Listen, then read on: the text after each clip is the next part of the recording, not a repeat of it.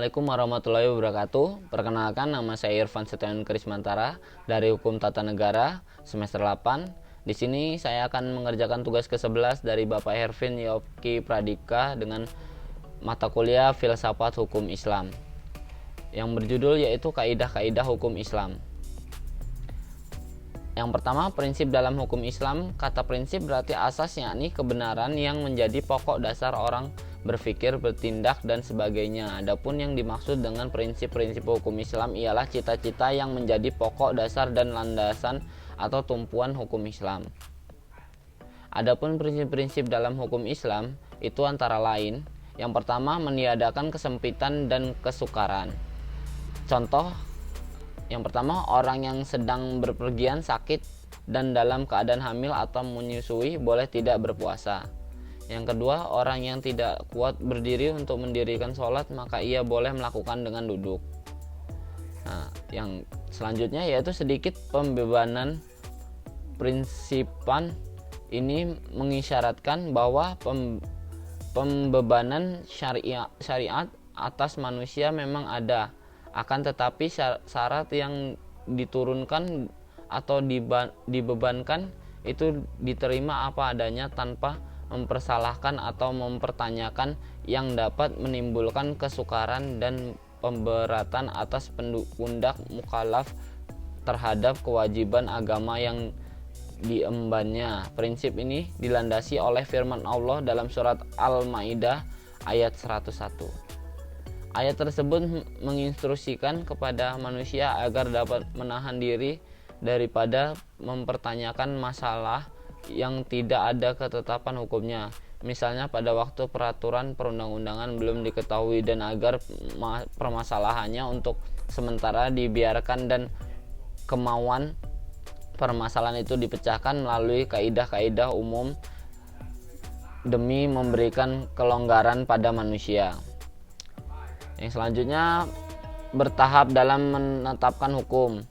Al-Quran diturunkan secara berangsur-angsur, bukan sekaligus, sebab mengingat potensi manusia yang sangat terbatas, hingga ketika ada ayat yang telah diturunkan kemudian dipahami, barulah ayat lain diturunkan.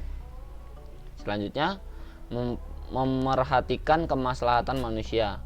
Dalam penetapan hukum selalu didasarkan pada 3 sendi pokok, yaitu yang pertama, hukum ditetapkan setelah masyarakat membutuhkan hukum-hukum itu. Yang kedua, hukum-hukum ditetapkan oleh suatu kekuasaan yang berhak menetapkan hukum dan memudahkan masyarakat ke bawah ketetapannya. Yang ketiga, hukum-hukum ditetapkan menurut kadar kebutuhan masyarakat. Selanjutnya, mewujudkan keadilan. Manusia menurut pandangan Islam adalah sama, baik di hadapan Allah maupun di hadapan hukum, tanpa ada melihat kepada tinggi rendahnya suatu jabatan seseorang, tua maupun muda, melainkan seoptimal dan semaksimal apa yang telah ia perbuat dengan hukum Allah itu sampai mendapat predikat takwa. Selanjutnya yaitu kaidah dalam hukum Islam. Kata kaidah secara etimologi berarti asas, adapun menurut Asyuti dalam kitab Al-Asyabah wa An-Nazair bahwa kaidah adalah hukum yang bersifat kulli atau menyeluruh atau general, yang meliputi semua bagian.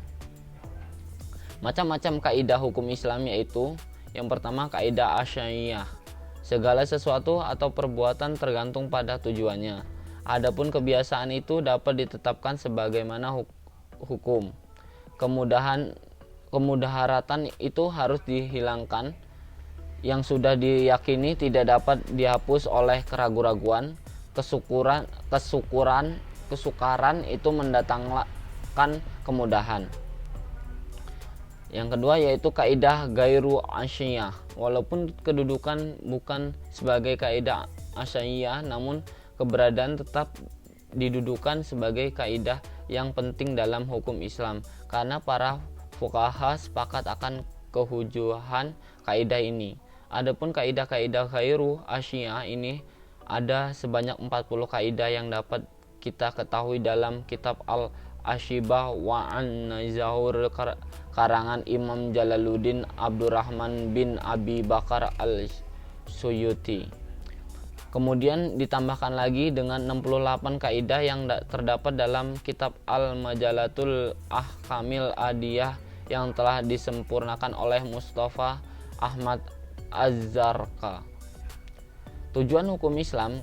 Kajian tentang maksud atau tujuan ditetapkan hukum dalam Islam merupakan kajian yang sangat menarik dalam bidang usul fikih.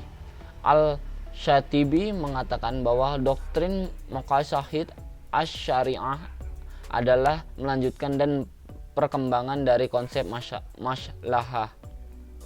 Tujuan hukum Islam atau maqasid syariah, yang pertama memelihara agama, yang kedua memelihara jiwa, yang ketiga memelihara akal, yang keempat memelihara kehormatan, yang kelima memelihara harta kekayaan.